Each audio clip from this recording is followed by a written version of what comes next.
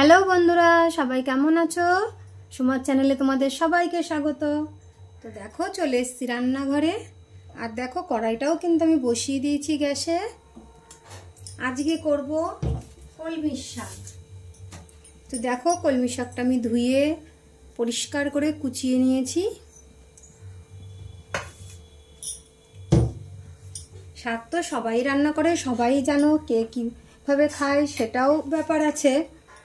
আর আমি যেইভাবে খাই আমি সেটাই তোমাদের সাথে শেয়ার করব।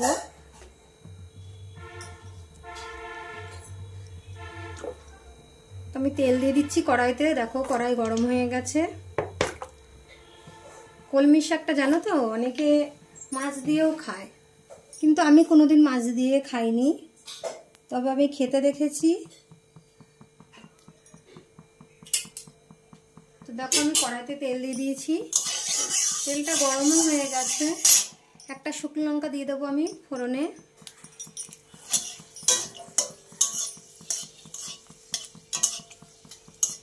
দেখো শুকনো লঙ্কাটা হয়ে গেলে এখানে দেখো আমি পেঁয়াজ, রসুন আর লঙ্কা চিড়ে নিয়েছি। আর পেঁয়াজ আর রসুন, দেখো রসুনটা আমি অনেক কুচি কুচি করে নিয়েছি একদম। তার জন্য আমাকে আর আগে দিতে হবে না, সবগুলো একসাথে দিয়ে দিলেই হবে।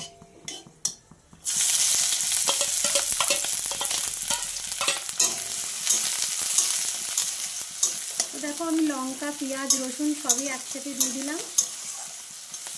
এগুলো একটু ভাজা হবে, তারপর আমি শাকটা দেবো।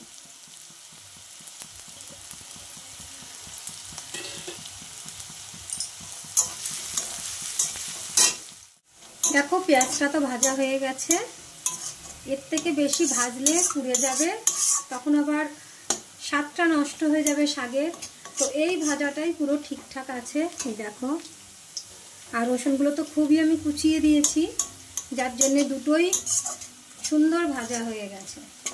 তো এবার আমি শাকগুলো দিয়ে দেবো।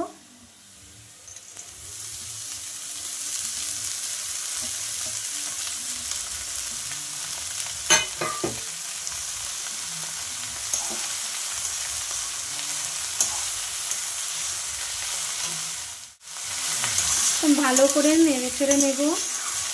পেঁয়াজ ভাজাটা ভালো করে শাকের সাথে মিশিয়ে দেব। একটুখানি সময় ভেজে তারপরে লবণ দেবো, না হলে জলটা বেরিয়ে যাবে, হট করে অনেকটা জল বেরিয়ে যাবে।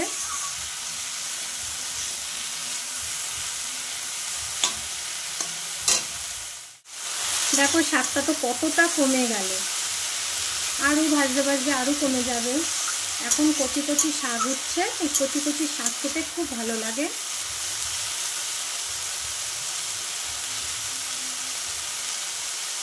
একদম সাধারণ একটা রান্না, কিন্তু এই সব রান্নাগুলো পাতে পড়লে একদম অসাধারণ হয়ে যায়।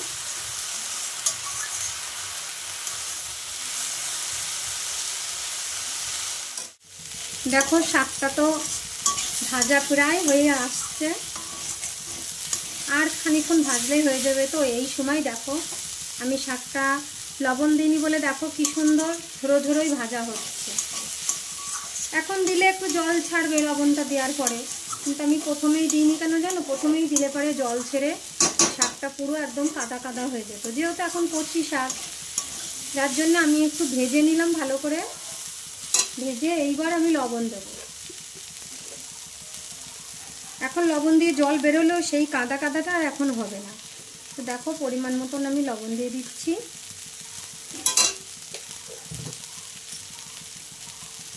পরিমাণ মতন হলুদ দিয়ে দিচ্ছি।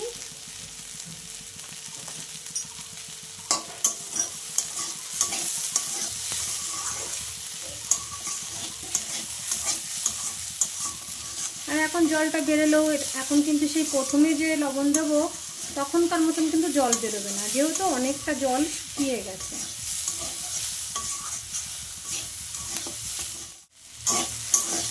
দেখো লবণ দেওয়ার পরেও কিন্তু সেই জলটা কিন্তু বেরোয়নি, যেহেতু আগে আমি এমনি ভেজে নিয়েছি, জলটা টেনে গেছে।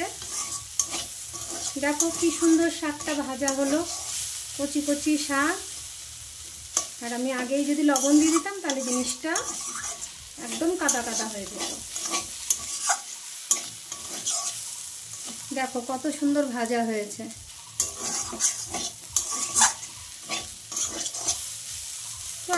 2-1 মিনিট একটু নাড়াচাড়া করব, তারপরে নামাবো। তো দেখো শাকটা তো ভাজা হয়ে গেছে, তো আমি নামানোর আগে একটুখানি কাঁচা তেল দেবো।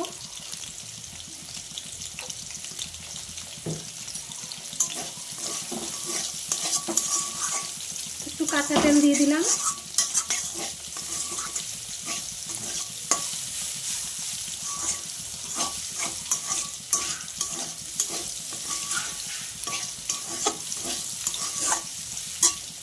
হয়ে গেছে শাকটা, এবার আমি শাকটা নামিয়ে নেব।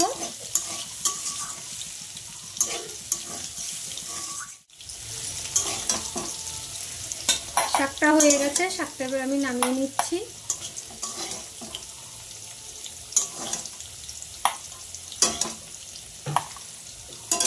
শাকটা তো রান্না হয়ে গেছে, এই দেখো নামিয়ে নিয়েছি। তো কেমন হয়েছে তোমরা কমেন্ট করো, আর আমার ভিডিওটা যদি তোমাদের ভালো লাগে একটা লাইক কমেন্ট শেয়ার করো। তো পরের ভিডিওতে আবার দেখা হবে। টাটা বন্ধুরা।